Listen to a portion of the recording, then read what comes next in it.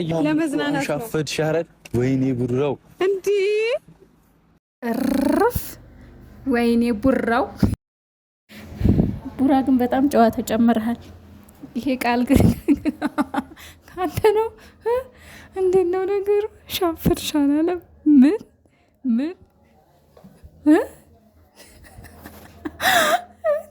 ወይኔ እሺ።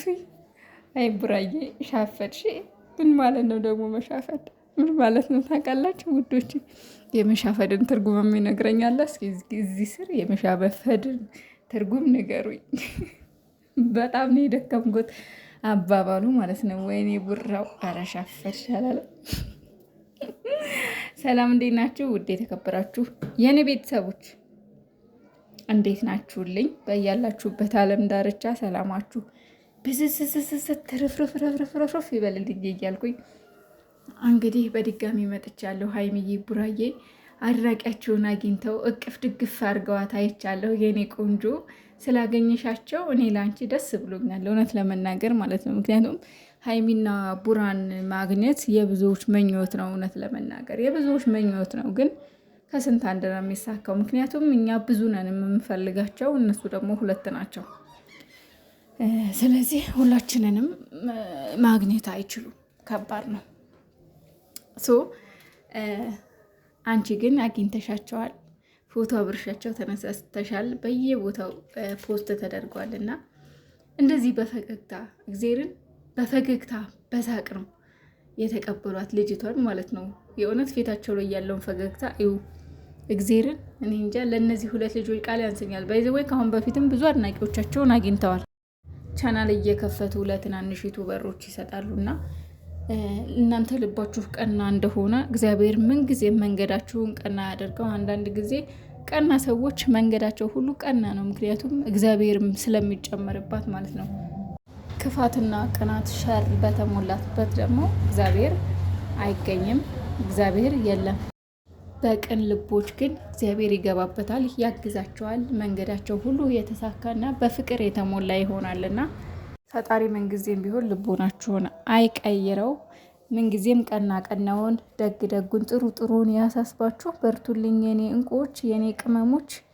የእውነት እጅግ በጣም ደስ ትላላችሁ፣ እጅግ ከሚገባው በላይ። ምክንያቱም አንዳንድ ዩቱበሮች በነገራችን ላይ እሺ አይሉም፣ እናገኛቸው ሲሏቸው እጅ አይሉም እና ሀይሚዬ ግን ትላንትና ዱባዮች የት ናችሁ ብላ ሼር አድርጋ ነበር። እንግዲህ እነሱ ደግሞ እዚህ ነን ብለዋታል። የዱባይ እንቁዎች፣ የማዳም ቅመሞች በርቱልኝ። እንግዲህ ሌሎቻችሁም ካላችሁ እንግዲህ በደንብ ጠግባችሁ ላኩልን፣ ወደኛ ተንከባክባችሁ ማለት ነው። በደንብ ተንከባክባችሁ ላኩልን። ሌሎችም ካላችሁ እና ቅመማ ማለትም ያገኛቻቸው ልጅቷ ማለት ነው። ስሟን አላውቀውም። ቅመሟ ልበል፣ ያው የማዳም ቅመሞች አይደል ስማችን አንዴ። ስለዚህ ቅመሟ ልበላት። ደግሞ ቆንጅዬ ነገር ናት።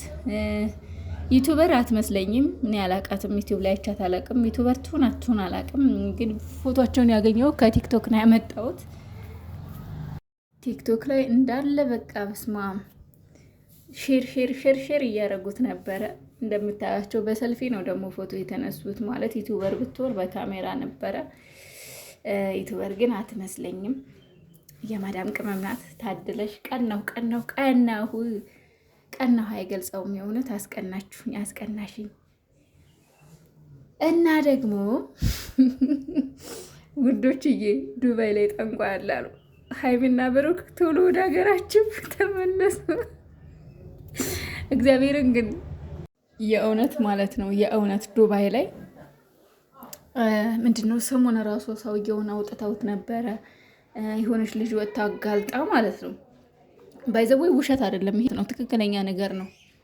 እና ጠንቋይ ቤት እንዳለና አንዳንድ የማዳም ቅመሞችን እህቶችን እየወሰዱ እንደሚገብሩ፣ ህይወታቸውን እንደሚያበላሹ፣ ገንዘባቸውን ብራቸውን እንደሚነጥቁ እያስተበተቡ ሰሞኑን እንግዲህ የቲክቶከሮች መነጋገሪያ ሆኗልና እንግዲህ ልጆቻችን እኔ በነገራችን ላይ ዱባይ እኔ እንጃ እንደዚህ አልጠብቃትም ነበረ። ማለት ህጉ በጣም የጠበቀ ነበር የሚመስለኝ፣ ግን እንደዚህ አይነት ነገር እንዴት ሊፈጠር እንደቻለ አላቅም። እና ደግሞ ይሄ ነገር አይሰራም የምትሉ ሰዎች አትሳሳቱ፣ ይሰራል። የስንት ህይወቶች የእህቶች፣ ምክንያቱም አንደኛ በሃይማኖታችን ደካሞች ነን።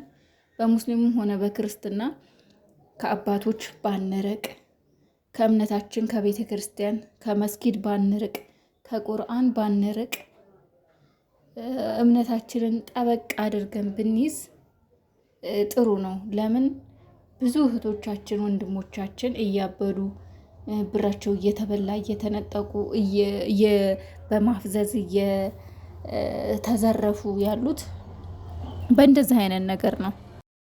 ብዙ ሰው እንደውም ካላመኑበት አይነካም፣ ገለመሌ ገለመሌ ይላሉ። አትሸወዱ። ጥንቃቄን የሚያክል ነገር የለም። የብዙ ሰው ህይወት ተበላሽቶ በየጎዳናው ወድቀው የምናያቸው፣ አብደው ተሰውረው የምናያቸው ሁሉ ይህ የአጋንንት ስራ ነው። ስለዚህ አጋንንት የለም አይባልም፣ አለ። የብዙ ሰው ህይወትን ያበላሻልና እነሱ ደግሞ አጋንንት መጎተት ነው ስራቸው። ለመልካም ነገር ትምህርት ተምረው እውቀቱ ሲሰጣቸው ግን ለመጥፎ ነገር ለእንደዚህ አይነት ነገር የሚጠቀሙት አሉና ተጠንቀቁ እህቶቼ። እግዚአብሔርን ግን እውነቱን ስነግራችሁ ማለት ነው ስለ እንደዚህ አይነት ነገር ሲወራ ማታ ላይ ብላይ እነሳራ ጋር የእውነት አስቤያለሁኝ። የእውነት ወይኔ ሀይሚና ቡራራ አንድ ነገር እንዳያደርጓቸው ምናምን ይልኩ ነበር። ትዝ ብሎኝ ማለት ነው በጣም በሚገርም ሁኔታ ኋላ ዘመድ አለኝ እኔ ቤተሰቦች ጓደኞች ምናምን አለኝ ዱባይ ላይ በጣም ያው ቶሎ ቶሎ ስለማንገናኝ ስለማላወራቸው እነሱ ትዝ አላሉኝም። ምክንያቱም ለምን እንደሆነ ታውቃላችሁ? በቃ ይሆናል አይደለ? ቅርብ አይደሉም።